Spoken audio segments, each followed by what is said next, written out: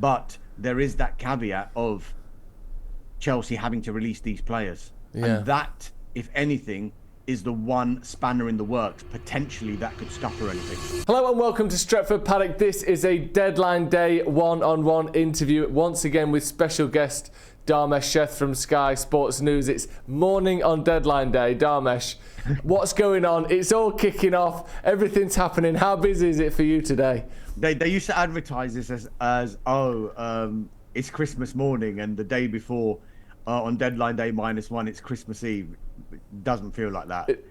I just kind of want it over now. I mean, as we're recording this, there's like 13 hours, 18 minutes to go over the window. Not that I am counting, but that's the case at the minute. So, yeah, I think it's going to be a busy one. Yeah. There are some, let's say, interesting deals, potentially crazy ones that are happening with Saudi Arabia involved, because they need to, even though their window closes on Monday, if some of these players who are potentially going to Saudi want to go to a European club, then they need to get their deal done today.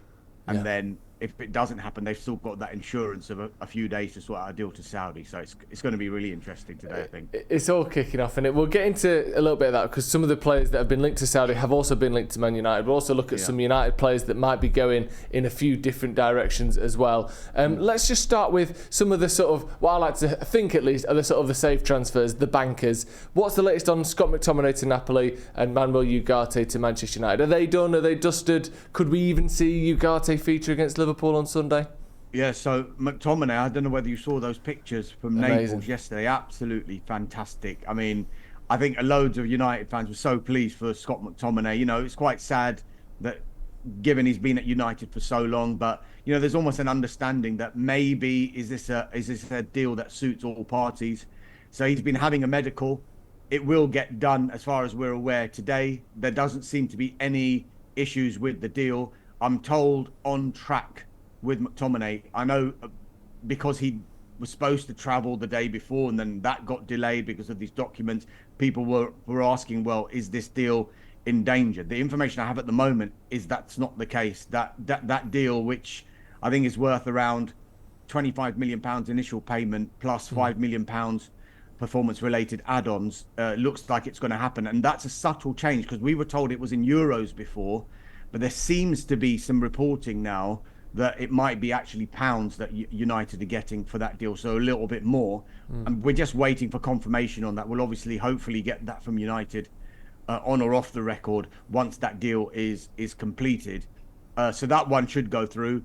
And then the Manuel Ugarte one, I mean, I think everything is done now on that deal. It's just the case of this formal announcement. And the information I was getting leading up to this formal announcement happening today was that the registration by midday should be fine, is the information I got.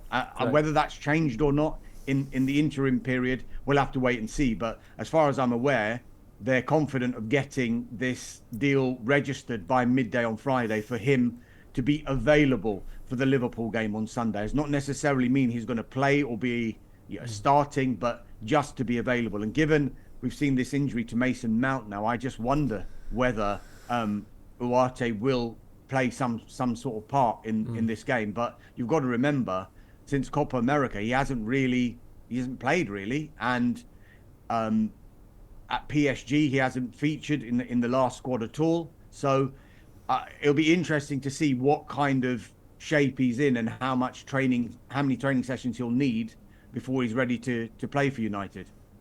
It's interesting, that one, isn't it? Because you say there, Mason Mount obviously got injured yesterday. He's going to be out for a month or so. We also know that Scott McTominay, who's often the first name off the bench, especially in midfield, he comes on all the time. He's in Napoli. He's signing for them. So we've lost a starting midfielder and the first name off the bench.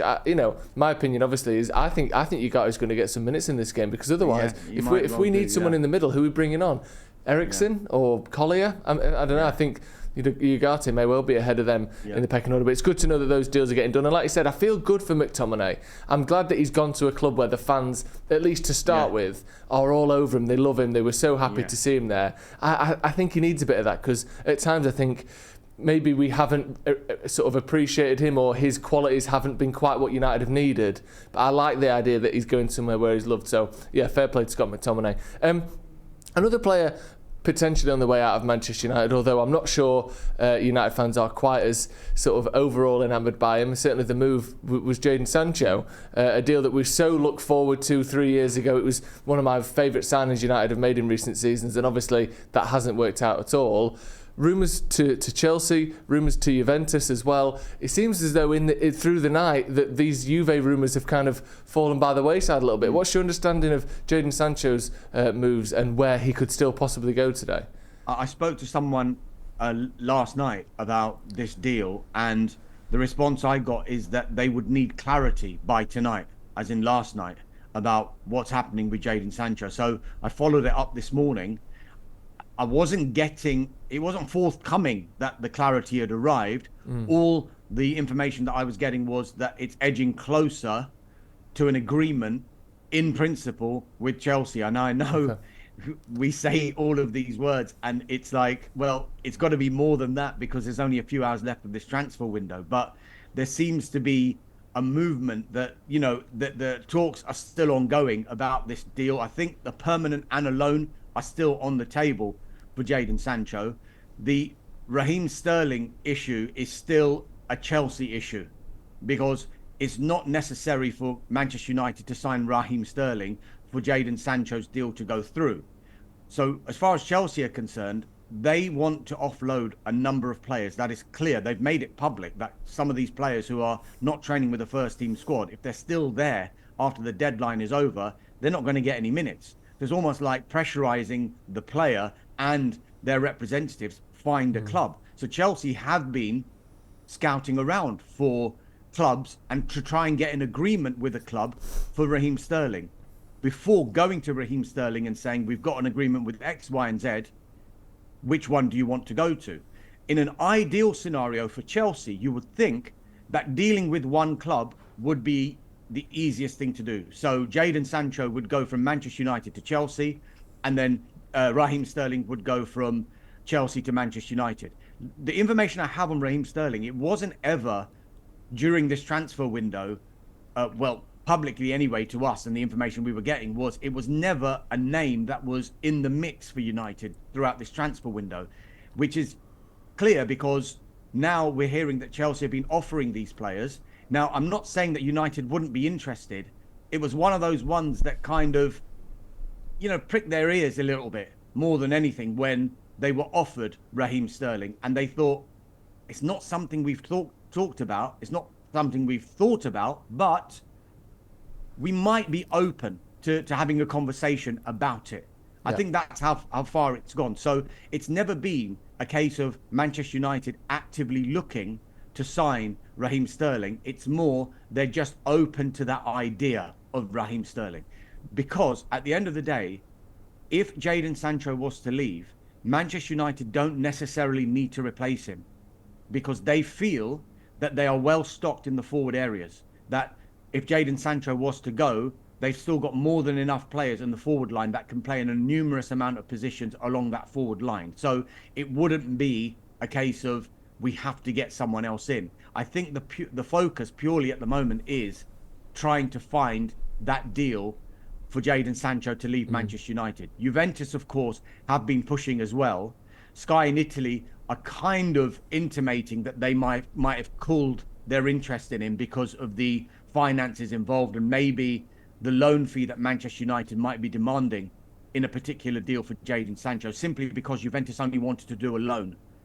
And maybe there might have been an option associated with that. But because they only wanted to do a loan, that would have meant that they would have wanted United to contribute to Sancho's huge salary.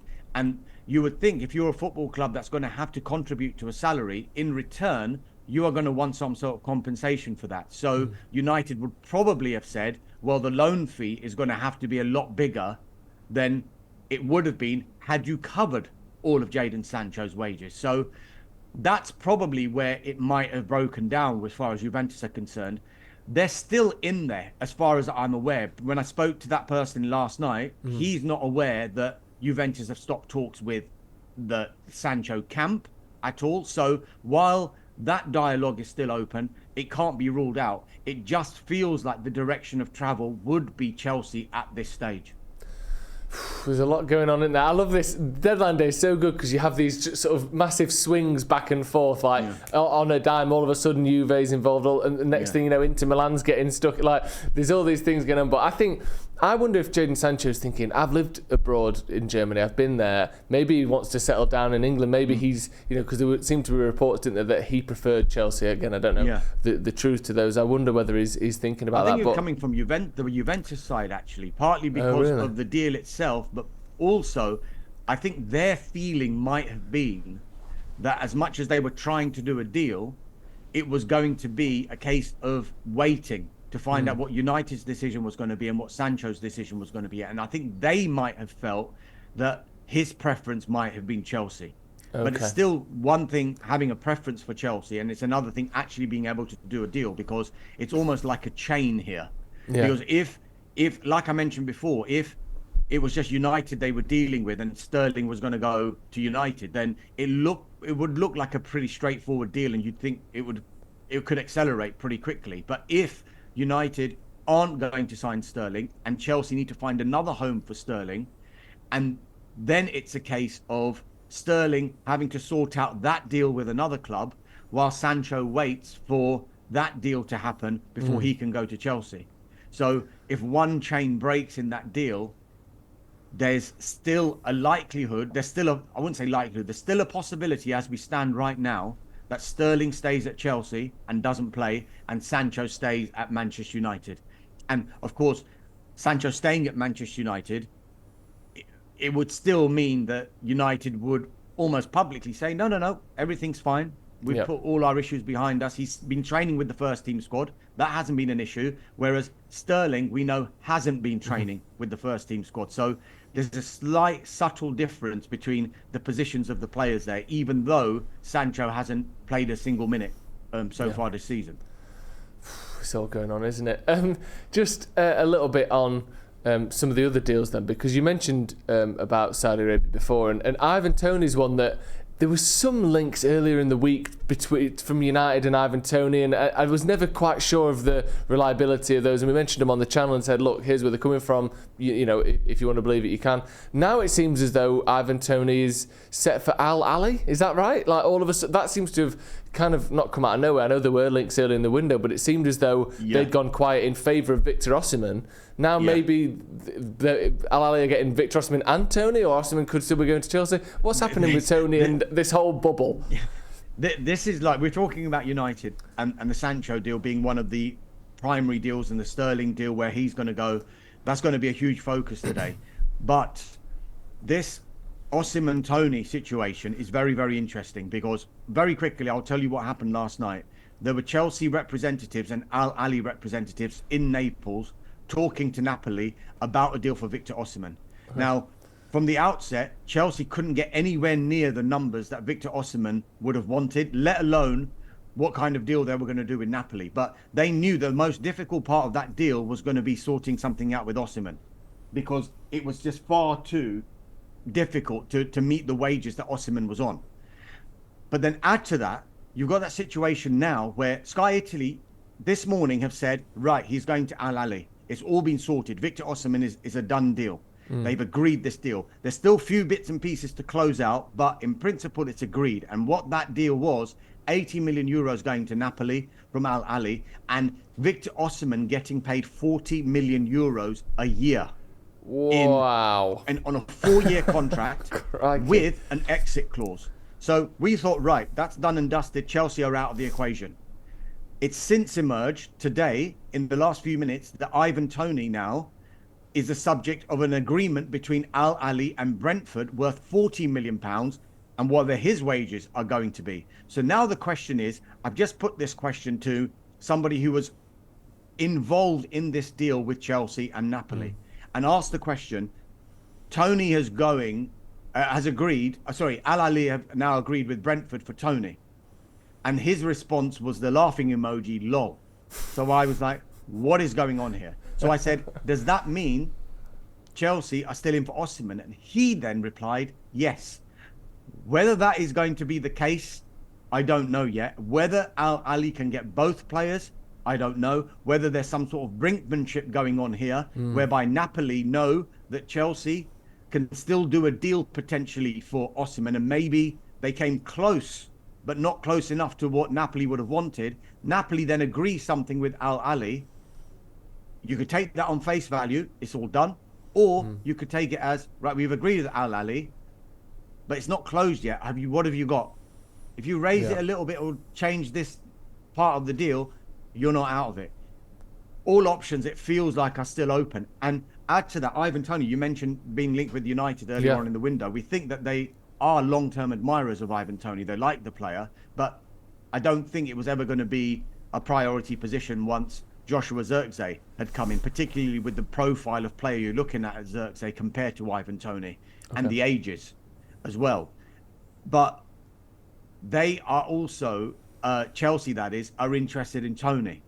So I just wonder whether there's just a little bit of a mix going on here, whereby one of the players goes to Chelsea, one goes to Al-Ahli, or in fact, if everything is on face value as we read it now, both of them go to Saudi Arabia.